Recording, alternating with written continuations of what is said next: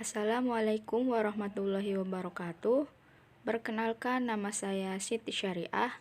Saya mahasiswi dari IAIN Syekh Nurjati Cirebon, jurusan Akuntansi Syariah kelas A semester 5. Pada video kali ini, saya akan membahas tentang anggaran pendapatan dan belanja daerah atau disingkat dengan APBD. Nah, untuk pokok pembahasannya yaitu yang pertama ada pengertian APBD, yang kedua ada tujuan APBD, yang ketiga ada fungsi APBD, yang keempat ada prinsip-prinsip APBD, yang kelima ada dasar hukum APBD, dan yang keenam ada sumber pendanaan APBD. Pokok pembahasan yang pertama yaitu ada pengertian dari APBD. Apa sih APBD itu? Nah, pengertian APBD itu anggaran pendapatan dan belanja daerah, selanjutnya yang disingkat dengan APBD, adalah suatu rencana keuangan tahunan pemerintah daerah yang disetujui oleh Dewan Perwakilan Rakyat Daerah atau DPRD dalam Undang-Undang Nomor 17 Tahun 2003 Pasal 1-8 tentang Keuangan Negara. Anggaran pendapatan dan belanja daerah merupakan dasar pengelolaan keuangan daerah dalam satu tahun anggaran. APBD merupakan rencana pelaksanaan semua pendapatan daerah dan semua belanja daerah dalam rangka pelaksanaan desentralisasi dalam tahun anggaran tertentu. Pemungutan semua penerimaan daerah bertujuan untuk memenuhi target yang ditetapkan dalam APBD. Demikian pula semua pengeluaran daerah dan ikatan yang membebani daerah dalam rangka pelaksanaan desentralisasi dilakukan sesuai jumlah dan sasaran yang ditetapkan dalam APBD. Karena APBD merupakan dasar pengelolaan keuangan daerah, maka APBD menjadi dasar pula bagi kegiatan pengendalian, pemeriksaan, dan pengawasan keuangan daerah. Nah, pokok pembahasan yang kedua yaitu ada tujuan APBD. Apa sih tujuan dari APBD itu? Yang kedua ada tujuan APBD. Setiap tahun pemerintah daerah menyusun APBD.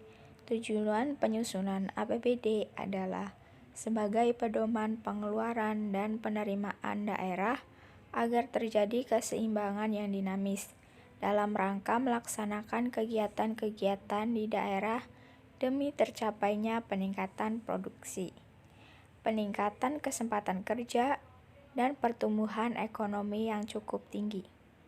Pada akhirnya, semua itu ditunjukkan untuk tercapainya masyarakat adil dan makmur, baik material maupun spiritual, berdasarkan Pancasila dan Undang-Undang Dasar 1945, serta untuk mengatur pembelanjaan daerah dan penerimaan daerah agar tercapai kesejahteraan dan pertumbuhan ekonomi daerah secara merata.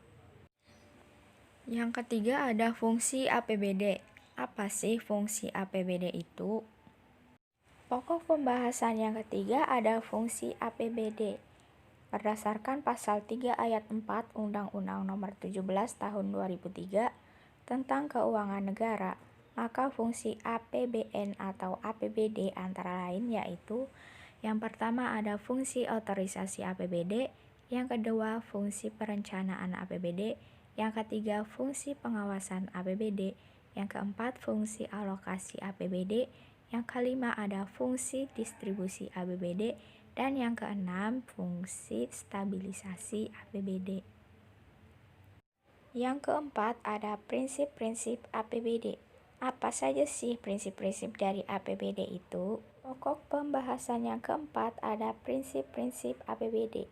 Berdasarkan penjelasan dalam Undang-Undang Nomor 17 Tahun 2003 tentang Keuangan Negara dan Undang-Undang Nomor 1 Tahun 2004 tentang Perbendaharaan Negara, bahwa prinsip-prinsip dasar atau asas yang berlaku di bidang pengelolaan APBD yang berlaku juga dalam pengelolaan anggaran negara atau daerah antara lain adalah asas Nah, asas tersebut terdiri dari 6 asas. Yang pertama ada kesatuan asas.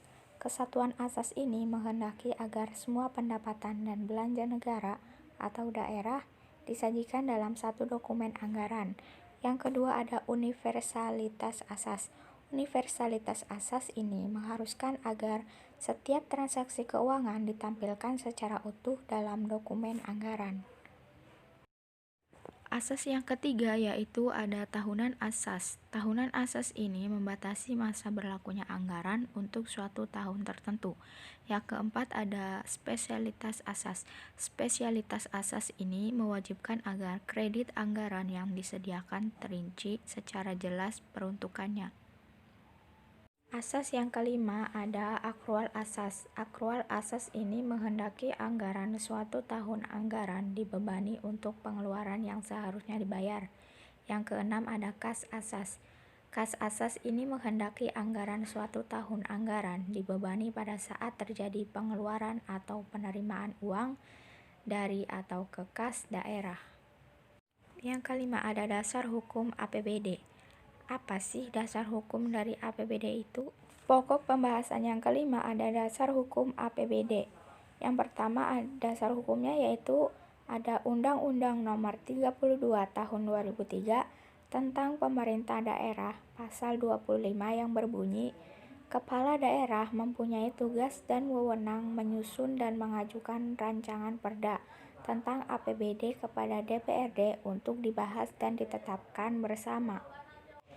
Dasar hukum yang kedua ada Undang-Undang Nomor 33 Tahun 2003 tentang Perimbangan Keuangan Pemerintah Pusat dan Daerah pasal 4 yang berbunyi, penyelenggaraan urusan pemerintah daerah dalam rangka pelaksanaan desentralisasi didanai APBD.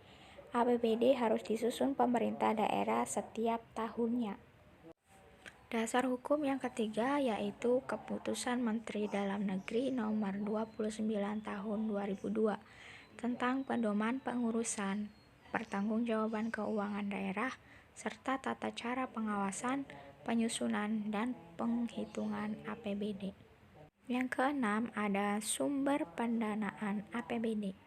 Dari mana sih sumber pendanaan APBD itu? Pokok pembahasan yang keenam ada sumber pendanaan APBD.